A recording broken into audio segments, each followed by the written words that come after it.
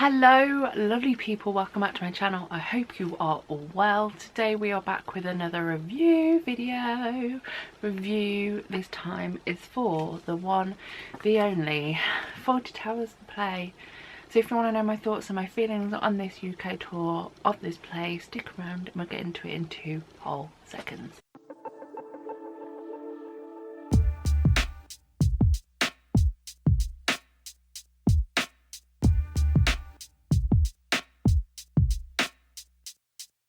So, like I just said, today we are here to talk all things Fawlty Towers, the play. Before we get too much more into this video, let's do the spiel, let's make it snappy. So, for every show that I see, I like to do 2 separate videos, time and willing permitted. Both of those very much being of the moment right now because it's a little bit crazy out here, okay? The first of those 2 videos is the Nervous Guide. The Nervous Guide for this show was the last video up on this channel.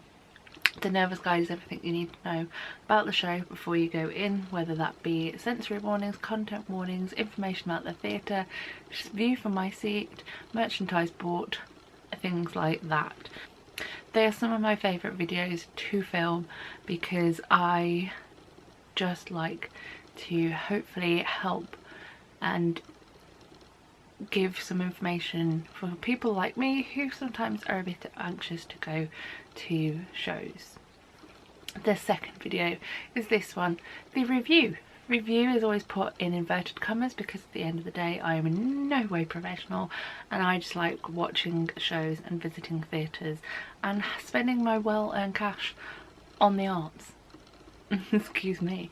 Therefore I just spout the things I enjoyed, the things maybe I didn't enjoy as much, people I enjoyed watching, little bits of information about the show possibly, but at the end of the day not professional in any stretch of the imagination, and therefore I just do what I do. It's kind of like having a coffee with a friend who's been to see a show and they just tell you the highlights. That's me. I'm the friend. But without further ado, let's get into it and talk all things Fawlty Towers the play. This show had been put on my to see show list for the year, and I knew it was something that I'd take my mum to. Her and my dad kind of raised me on comedy of that era, things like Fawlty Towers, things like The Good Life. That kind of ilk is what I was essentially raised on, and so it was very much stepping into the TV show but on a stage. It is based on the TV show and it has been adapted for the stage by John Cleese himself, one of the 2 writers and performers in the original TV show. This then amalgamates basically 2 separate TV episodes, one being the Germans and the other one being the hotel inspectors, with a little bit of a nod to the Rat at the same time. Because they are using essentially 2 of the episodes, it kind of feels a little bit nostalgic but also quite familiar, so there are lines that you know are coming up before they are said, and there are people in the audience who will know them quite well and therefore will start giggling before it actually happens. The set and costume for this show has been designed by Liz Ashcroft and it's very on brand of Fawlty Towers. Looking at just the set alone, as you step into the auditorium you are greeted by the Fawlty Towers set, which is mostly ground level apart from one bedroom which is above. It very much feels like you've stepped into a recording of the show, set wise and costumes too. The look of each character's costume is very much of the same style as you would expect from seeing Fawlty Towers on the telly. So it's very much like a home from home, if you will. It's on point and done excellently. This show is also directed by Caroline J. Ranger, and she has done a phenomenal job at working it all out and doing what she needs to do to make this show, which is very popular for various and many people, be this show on the stage. And it's been done very well. In relation to cast, let's start firstly with the Fawltys. So for this production, for this UK tour, the role of Basil Fawlty has been played, or is being played, by Danny Bain, and his wife Sybil is played by Mia Austin. These two, and in fact every member of this cast, are very cleverly, one, cast, and secondly directed in such a way that yes, they are these characters you know well from a TV show that is quite a few years old. However, they're not to the point that they are mimicking each mannerism and vocal situation that each character has. So for example, with Danny as Basil, yes, he has some of the mannerisms of Basil and of John Cleese himself, but at the same time he's not Danny Bain being John Cleese being Basil Fawlty, if that makes sense. So it's very much got to a point that yes, you can associate these people with the characters that you know well, but it's not too much, if that makes sense. Both Danny and Mia played each character excellently, and I enjoyed watching both of their performances very well. The same can be said for the role of Polly, which has been played by Joanne Clifton, and also the role of Manuel, which is played by Henny Yehoram. Apologies for the butchering of that surname, because I know I have. Polly and Manuel have their moments together, and I really enjoyed the chemistry between the two. I enjoyed both performances very well, and like I said, for the Fawltys, obviously the roles of the Fawltys and Polly and Manuel are very much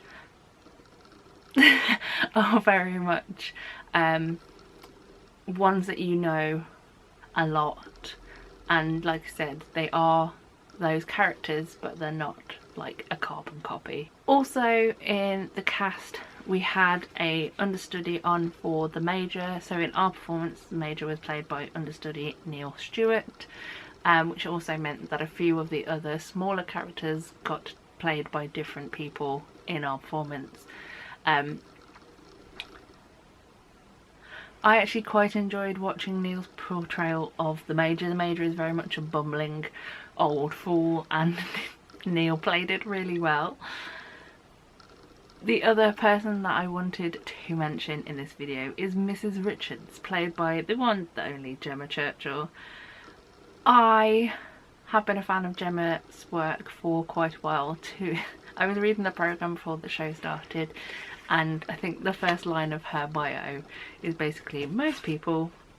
Gemma is best known for her roles as the nosy neighbour Sandra in BAFTA award-winning BBC sitcom Alma's Not Normal.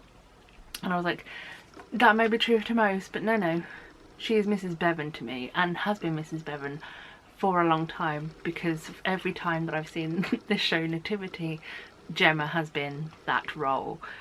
So to see her in something else was really fun, and she had amazing comic timing as the character of Mrs. Richards, who, if you don't know the name well, she is basically the person who comes to the hotel demanding to have a sea view and a bath, and also is hard of hearing. So there is very many jokes about her not being able to hear things, so there is muttering going on, you know, that kind of funny moments, and I really enjoyed watching Gemma on the stage again. Fans of this show, whether they are of a certain age who remember it being live first time round, or like me were brought up on it through parents' influence, if you will, you know what you're going in for. It is very much kind of a great big nod to the original TV show. It's still funny even though you know what is going to happen for a lot of the show because of the way it has been portrayed for the stage by the incredible ensemble cast. There was part of me throughout the show, especially with some of the jokes and moments, that I was kind of like, is this still okay to be like done?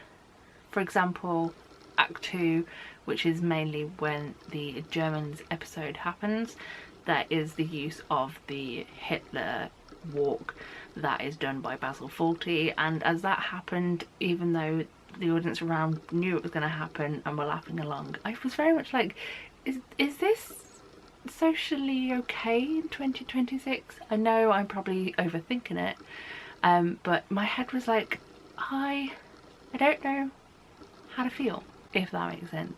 But as I took my mum along with me to see this show and she really enjoyed her evening, I felt like my job was done as the daughter to take her to something that she would really enjoy, because over the years I have taken her to some shows that I wanted to see that maybe weren't her bag. The tour continues up and down the UK until the 1st of August 2026. I know that there is a couple of venues that the major is being played by not Paul Nicholas. Ironically, in my performance he also wasn't there. But as always, I will try and leave a link to the tour website for your viewing pleasure and your interest if you are interested in going to see it yourself. But yeah, if you haven't already checked out the Nervous Guide and you've got this far and you think this might be the show for me, then please check out that, because I really enjoy making them and I hope more people this year get to see them. But other than that, I'm going to leave this video here and say thank you very much for watching, and I hope you enjoyed. I hope you come back for more theatre content soon. The next video I think is a bit of another chatty one before we go into a bit of London viewing, because I'm actually seeing some London shows very soon and I'm very excited. Eek! So there'll be a few more Nervous Guides and reviews for some London based theatre, because I haven't actually been in London to see a show in about 2 months and that feels a little bit crazy. But enough of me, I'm silencing myself. I'm going to sign off and say thank you very much for watching, and I hope you come back next time. But all that is left to say is the usual, which is this: thank you very much, and so long, farewell, auf Wiedersehen, and goodbye. Bye everyone.